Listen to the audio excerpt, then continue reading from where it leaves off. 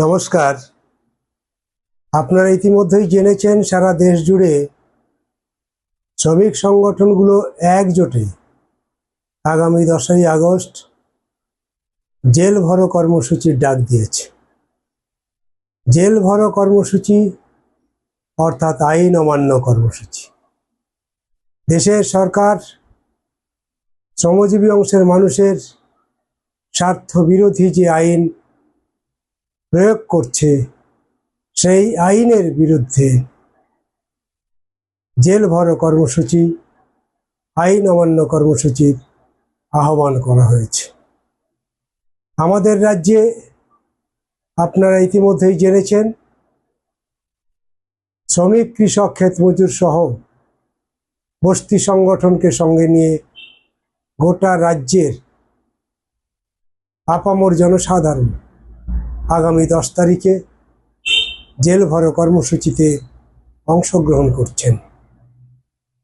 শ্রমিকের শ্রম আইন কোড পরিবর্তন করে তাদের শ্রম লুট করার গভীর ষড়যন্ত্রে লিপ্ত হয়েছে দিল্লির সরকার।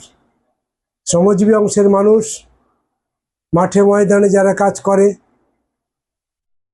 ক্ষেতমজুর, দিন আনে দিন খায়, এদের যে MGNREGA এর প্রকল্প চালু ছিল সারা দেশ জুড়ে, সেই MGNREGA 100 দিনের কাজ আজকের অনিশ্চিত জায়গায় চলে গেছে।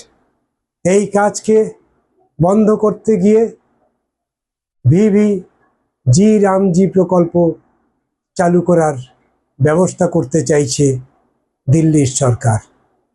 যে প্রকল্প সাধারণ খেটে খাওয়া অংশের মানুষের অধিকার খর্ব করতে চলেছে।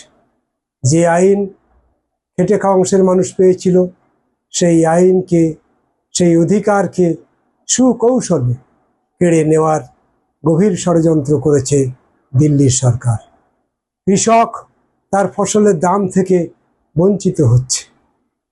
কৃষকের ফসলের দাম না পেয়ে কৃষক আজকের তার জীবন মৃত্যু মুখে পতিত করছে।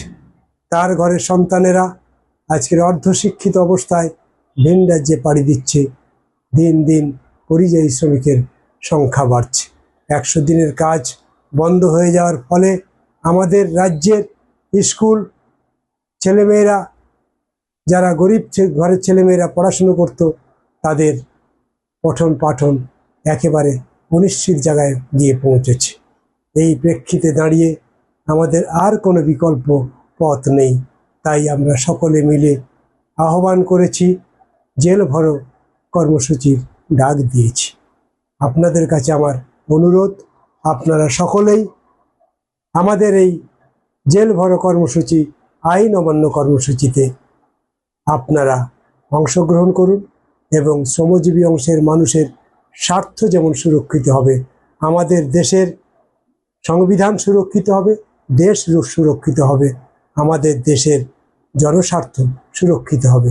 আসুন সকলে মিলে আগামী 10 তারিখে আমাদের এই অভূতপূর্ব আন্দোলনকে সফল করার উদ্দেশ্যে সকলেই একসঙ্গে পায়ে পা মেলাই।